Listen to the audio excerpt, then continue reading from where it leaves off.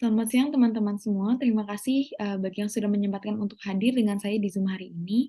Izinkan saya untuk memperkenalkan diri terlebih dahulu. Perkenalkan, saya Alivia Nadira dengan NIM 406222082 dan pembimbing saya yaitu Dr. Taufik Eko, spesialis anestesi.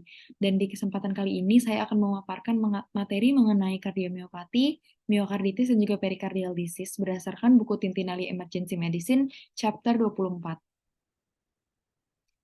Jadi, apa itu kardiomiopati? Kardiomiopati adalah penyakit otot jantung yang membuat jantung lebih sulit memompa darah ke seluruh tubuh. Nah, kardiomiopati ini juga dapat menyebabkan gagal jantung. Lalu, em, kardiomiopati ini adalah bentuk penyakit jantung ketiga yang paling umum di Amerika Serikat. Dan kardiomiopati ini mengubah struktur jantung, fungsi miokard, dan atau konduksi listrik.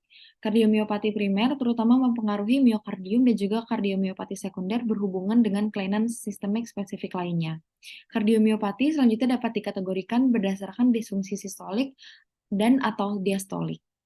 Lalu seringkali penyebab dari kardiomiopati ini tidak diketahui, namun pada beberapa orang hal ini disebabkan oleh kondisi lain seperti didapatkan atau diturunkan dari orang tua atau secara genetik.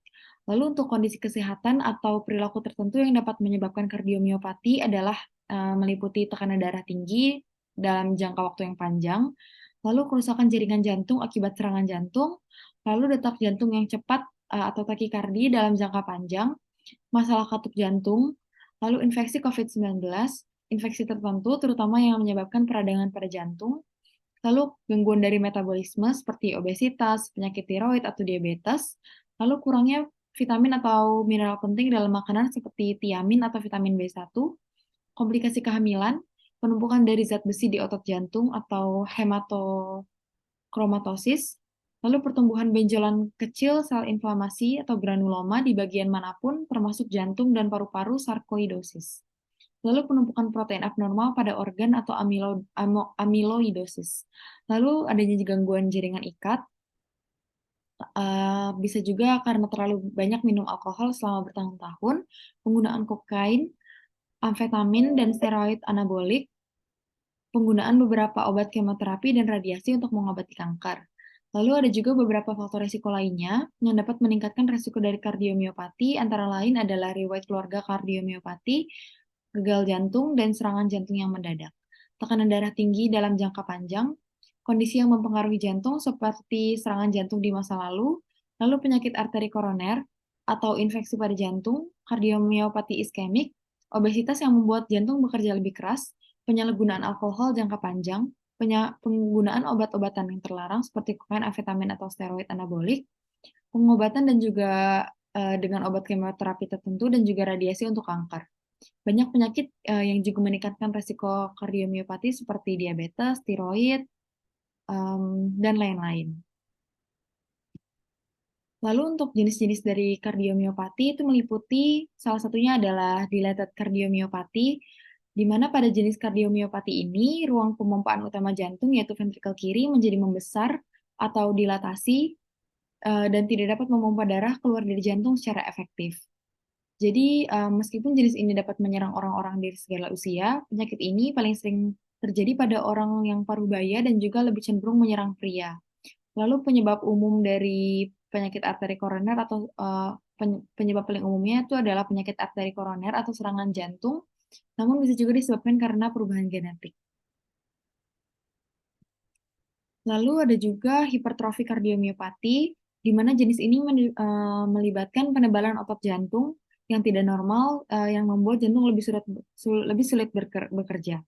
Lalu penyakit ini sebagian besar mempengaruhi otot ruang pemompaan utama jantung atau bagian ventrikel kiri, normalnya seperti ini, dan untuk yang pada hipertrofi kardiomiopati, ventrikelnya menjadi lebih terjadi penebalan.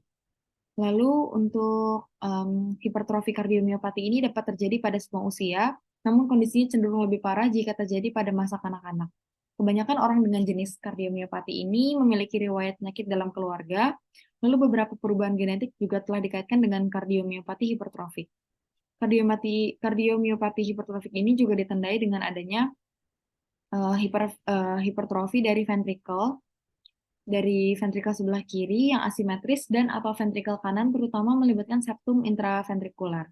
Akibatnya akan terjadi penurunan compliance dari ventrikel kiri yang menyebabkan gangguan relaksasi diastolik dan juga pengisian diastolik. Lalu output jantung dan juga ejection fraction juga biasanya normal dan kondisi ini seringkali bersifat keturunan.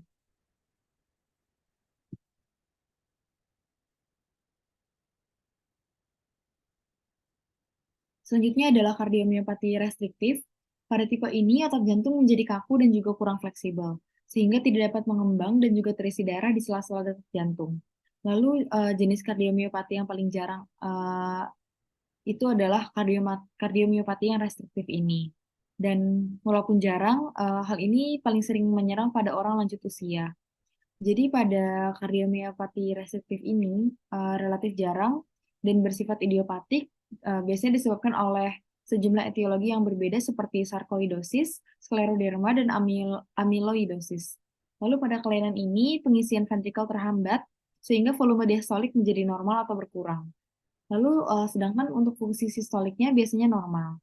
Gambaran untuk gejala klinis yang dominan adalah dyspnea, ortopnea, dan juga edema pedal yang terjadi tanpa disertai kardiomegali atau disfungsi sistolik. Lalu nyeri dada jarang terjadi juga. Lalu untuk pemeriksaan fisik konsisten dengan derajat penyakitnya dan mungkin akan menunjukkan bunyi jantung ketiga atau keempat, galap jantung, suara Rals, adanya Rals dari paru, lalu distensi vena jugularis, distensi vena jugularis inspirasi atau tanda-tanda dari nafas kusmaul, lalu hepatomegali, dan juga asites. Lalu untuk penegakan diagnosis dan juga diferensial dari EKG-nya biasanya kurang spesifik, tetapi mungkin menunjukkan gangguan konduksi atau tegangan rendah pada sarkoidosis atau amyloidosis. Lalu ada juga tipe yang keempat, atau yang paling langka, yaitu arrhythmogenic right ventricular dysplasia, di mana pada jenis kardiomiopati yang paling langka ini, otot di bilik jantung kanannya atau ventrikel kanan itu digantikan oleh jaringan parut, sehingga dapat menyebabkan masalah irama jantung, dan hal ini seringkali disebabkan oleh perubahan genetik. Lalu ada juga yang eh, di sini untuk gambaran klinis pada kebanyakan pasien dengan kardiomiopati. Untuk kardiomiopati tipe yang dilatasi biasanya datang dengan tanda dan gejala seperti gagal jantung, seperti gagal jantung akut akibat disfungsi pompa sistolik. Gejalanya itu meliputi dyspnea, dyspnea pada saat beraktivitas, lalu ortopnea, lalu dan dyspnea nokturnal dan juga adanya paroxysmal nocturnal dyspnea. Lalu untuk temuan fisiknya meliputi adanya Rales dari paru, lalu edema dependent, pembesaran hati, dan juga holosistolik murmur. Lalu pasien juga datang dengan nyeri dada yang mungkin disebabkan oleh terbatasnya cadangan pembuluh darah koroner. Gejala itu mungkin tidak bisa juga untuk yang pada tahap-tahap awal kardiomiopati mungkin juga tidak ada menunjukkan gejala atau tanda apapun, namun seiring berkembangnya kondisi biasanya akan muncul tanda dan gejala seperti berikut, yaitu adanya swollen ankles atau swollen tummy, lalu adanya chest pain, dizziness atau fainting, lalu breathlessness, tiredness, dan palpitations. Lalu untuk diagnosis, penegakan diagnosisnya dan juga untuk differential diagnosisnya, biasanya pada temuan ronsen dada dan juga EKG-nya itu sangat membantu. Namun untuk pada pemeriksaan imaging atau radiografi dada biasanya menunjukkan gambaran jantung yang membesar, pembesaran dari biventrikular, dan juga kongesti pembuluh darah paru. Lalu EKG juga sering menunjukkan adanya hipertrofi dari ventrikel kiri, pembesaran atrium kiri, gelombang Q atau QS, dan perkembangan gelombang R yang buruk yang melintasi prekordium. Lalu untuk kardiogram untuk EKG diagnostiknya ini juga menunjukkan penurunan ejection fraction, pembesaran ventrikel, dan juga peningkatan volume dari sistolik dan diastoliknya. Lalu untuk diagnosis bandingnya itu meliputi infark miokard akut, perikarditis restriktif, gangguan katup yang akut, sepsis, atau kondisi lain yang menyebabkan keadaan curah jantung atau cardiac output ini rendah. Lalu untuk perawatan atau tata laksana untuk bagian emergensinya pada kardiomiopati yang tipe dilatasi atau yang paling sering itu adalah biasanya memerlukan rawat inap di tempat tidur yang diawasi atau unit atau di ICU tergantung pada tingkat keparahan gejalanya. Lalu pasien dengan kardiomiopati yang tipe dilatasi ini biasanya dapat kita identifikasi penyebab yang mendasarinya biasanya pada saat eksaserbasi termasuk iskemi miokard, anemia, infeksi, fibrilasi atrium, lalu bradiaritmia, insufisiensi dari katup, disfungsi ginjal, emboli paru atau disfungsi tiroid. Yang pertama kita lakukan IV access, lalu berikan oksigen tambahan dan juga mulai pemantauan jantung. Lalu terapi standar untuk mengobati gagal jantung akut juga harus diterapkan. Lalu yang ketiga adalah ectopy ventricle complex yang dapat diobati dengan amiodaron 150 mg intravenous selama 10 menit dan kemudian 1 mg per menit selama 6 jam. Lalu untuk yang terapi kronis mencakup diuretik dan juga digoxin yang memperbaiki gejala namun belum terbukti berdampak pada kelangsungan hidup. Lalu untuk lalu untuk ACE inhibitor dan juga beta blocker seperti carvedilol juga sering digunakan karena terbukti bisa meningkatkan kelangsungan hidup pasien.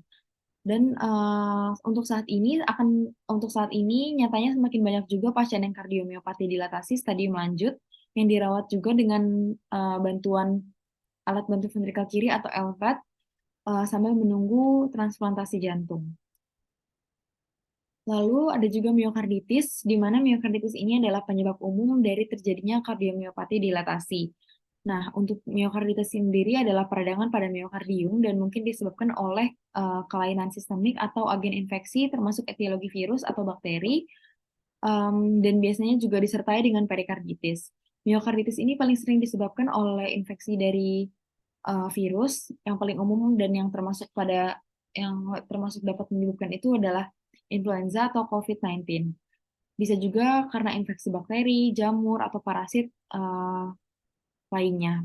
Selain itu, penyakit autoimun juga seperti lupus atau sarkoidosis dan juga lain-lain, itu juga dapat menyebabkan miokarditis karena sistem kekebalan tubuh yang rendah, di mana hal tersebut dapat memudahkan virus atau agen lainnya menyerang organ manapun di tubuh, termasuk jantung, sehingga menyebabkan peradangan. Lalu untuk obat-obatan atau paparan lingkungan atau racun lainnya juga dapat menyebabkan miokarditis. Lalu untuk gambaran tanda klinis dan tanda gejala sistemik dari miokarditis ini kurang spesifik dan namun bisa juga ditunjukkan melalui mialgia atau sakit kepala, kakuan, demam atau takikardi, dan bisa juga adanya chest pain disertai dengan perikarditis, mungkin disertai juga dengan friction rate perikarditis, dan dalam kasus yang parah biasanya akan terdapat juga gejala gagal jantung progresif dengan dyspnea saat beraktivitas, pulmonary rales, dan atau shock kardiogenik. Lalu untuk penegakan diagnosis dan juga diferensial diagnosisnya, biasanya untuk gambaran EKG-nya itu bisa didapatkan normal atau mungkin bisa menunjukkan perubahan yang non-spesifik seperti adanya AV block, lalu adanya pemanjangan durasi dari QRS kompleks, atau elevasi dari segmen ST dan juga PR interval bagian gelombang P dan R itu depresi, jika disertai juga dengan perikarditis. Lalu untuk gambaran dari radiografinya secara imaging, untuk bagian toraks biasanya normal, namun juga bisa menunjukkan adanya kongesti paru dengan gejala jika didapatkan gejalanya parah. Lalu untuk enzim jantung juga mungkin didapatkan meningkat. Untuk diagnosis bandingnya meliputi iskemi atau infark jantung, penyakit katup jantung, atau sepsis. Lalu untuk perawatan dan tata laksana emergensinya, yang pertama adalah dilakukan rawat inap dengan perawatan suportif, yaitu pengobatan utama untuk miokarditis. Lalu yang kedua bisa diberikan antibiotik pada pasien yang diduga dengan miokarditisnya ini disebabkan karena miokarditis bakterial. Lalu pasien dengan gejala gagal jantung progresif itu juga mungkin memerlukan rawat inap yang intensif di ICU.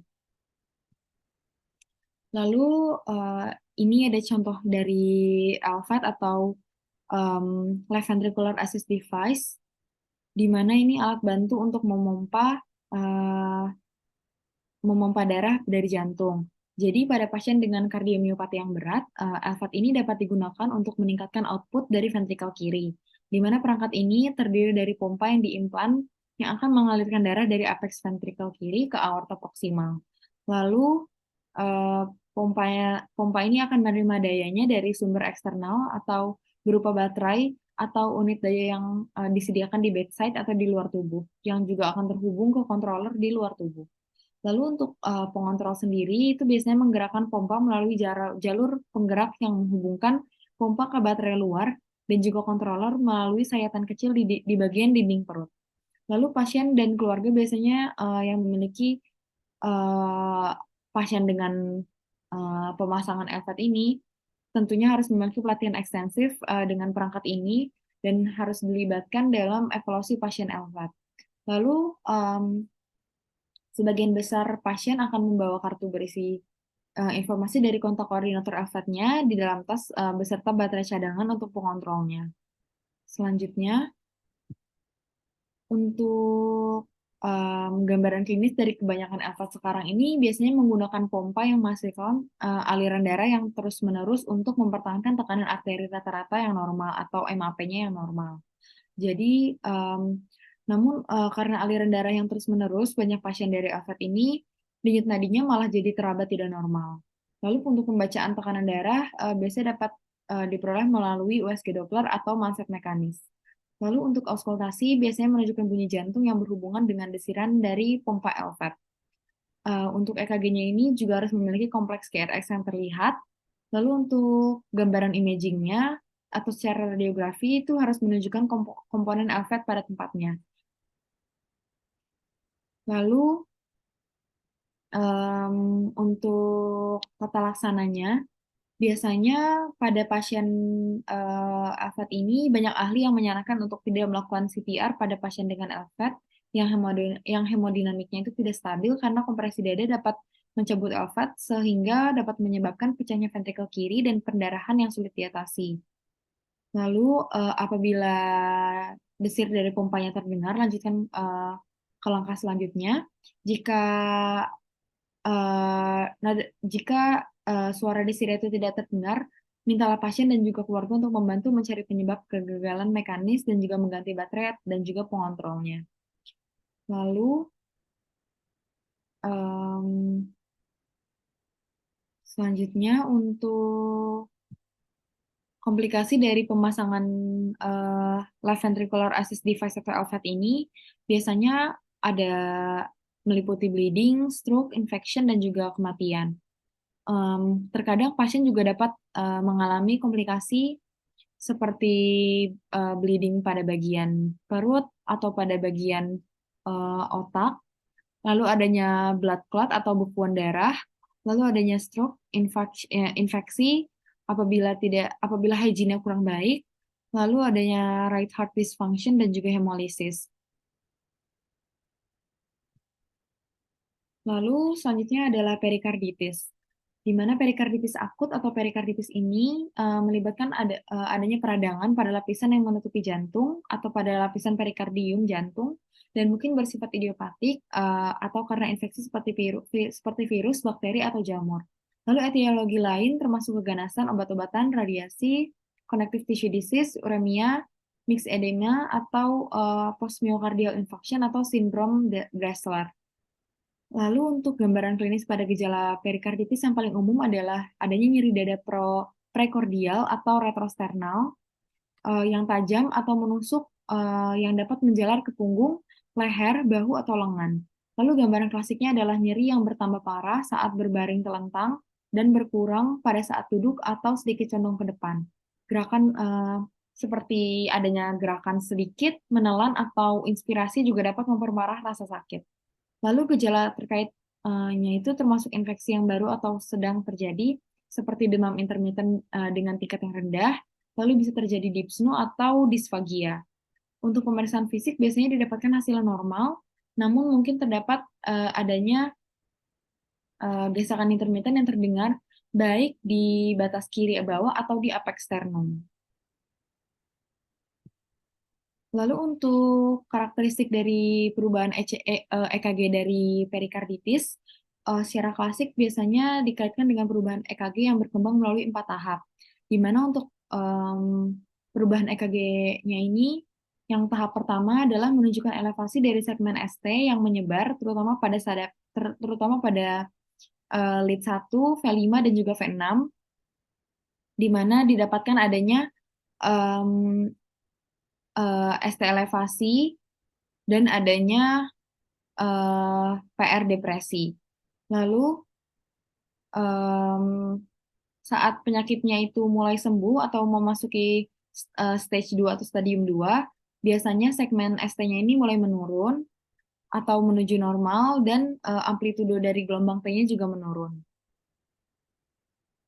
Lalu pada tahap yang ketiga, biasanya terjadi inversi dari gelombang T yang muncul pada 3 sampai 3 minggu atau beberapa minggu kemudian, dan biasanya itu inversi dari gelombang T ini muncul pada lead yang sebelumnya itu menunjukkan elevasi dari ST.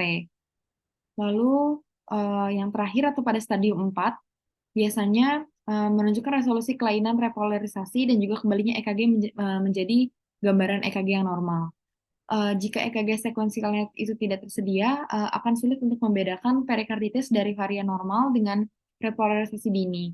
Lalu dalam kasus ini ditemukan rasio amplitudo segmen ST atau gelombang T lebih besar dari 0,25 pada sadapan 1, V5, atau V6, juga menunjukkan perikarditis akut.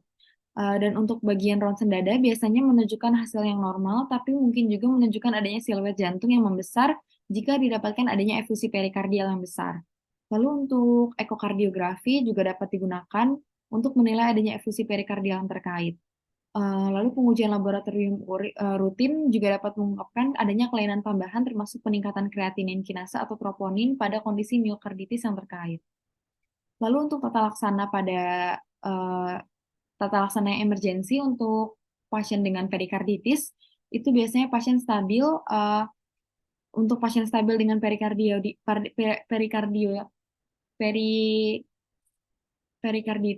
yang idiopatik atau dugaan virus, biasanya dapat diobati dengan melakukan rawat jalan dengan obat antiinflamasi non steroid seperti ibuprofen 600 mg setiap 6 jam atau 800 mg setiap 8 jam.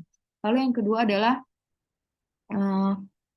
kolsisin 0,5 mg per oral 2 kali sehari mungkin merupakan bahan tambahan yang sangat bermanfaat juga dan dapat mencegah adanya terjadinya relapse atau episode berulang.